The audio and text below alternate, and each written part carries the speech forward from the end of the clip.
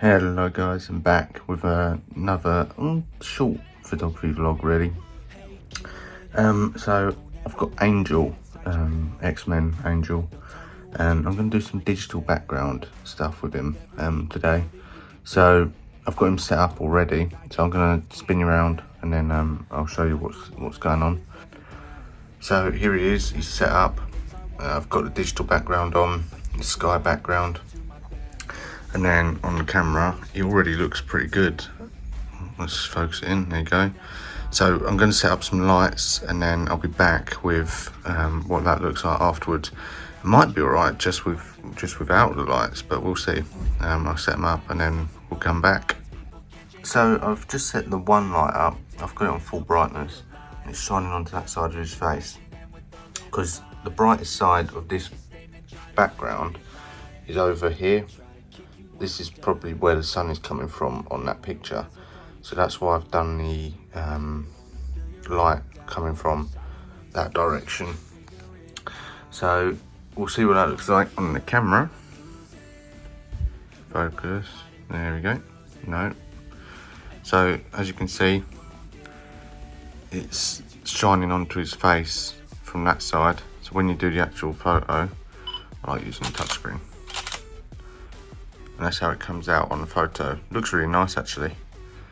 So obviously when we do this is a DC flight stand. I have got some other flight stands on the way, but I thought I'd use a DC one for now. When we do the edit at the end, obviously we're going to have to get rid of that flight stand. So we'll go through that, but I'm going to do some more photos with him. I'm going to try and get a night sky one as well, and then we'll be back. So I've got him set up now with a night sky background, got the light behind him, that's because that's where the moon is coming from, and then that's what it looks like on the camera. There we go. So really happy with how these are looking. So gonna take this photo, then we'll go into the editing process and stuff like that. So yeah, join me on Photoshop. Hello guys, we're back. I've already kind of got rid of some of it because I thought it'd be really boring to watch me get rid of this part of the flight stand on his leg, because it took me quite a while. So I thought I'd just skip past that bit because that'd be really boring to watch. So I'm gonna get rid of the rest of the flight stand anyway.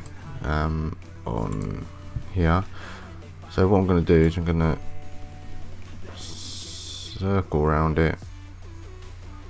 I never draw it exactly on, because when you fill it, I accidentally right clicked. When you fill it, it will grab parts from around the surrounding area. So if you grab that, then it should be fill. Then we do content aware, normal. Hopefully it does it properly. Right, so it did it. Just got this bit to get rid of, so we can always just use the spot healing brush and then just slowly get rid of it. Get closer and closer to the side. There you go. And then should be all good. I'm going to make it a bit smaller so I can get rid of this patch here. That'll do. Lovely. See, there you go. So that's the flight stand gone. So what I'm going to do now is I've got some effects. I'm going to put some clouds in front of him. Just to give it a bit more depth. So I've got this mist effect that I use on quite a lot of my shots. Probably one of my most used digital effects. I do use mist spray as well. Actually, is that one? I could use that one. No, it's not let's not use that one. I've got some like mist spray and stuff like that I use. Atmosphere aerosol, that's it. That's what I was trying to think of. That's good to use. I find atmosphere aerosol, I might do a video with it at some point. I've been waiting for the weather to get a bit better because it's been windy at the moment. You can't really use atmosphere aerosol when it's windy because it just blows away like mid shot. So I've been waiting for the weather to get a bit better. So there you go, let's put some clouds over him just so it gives that bit more of a depth effect right there. There you go, so it just adds a bit more depth to the picture.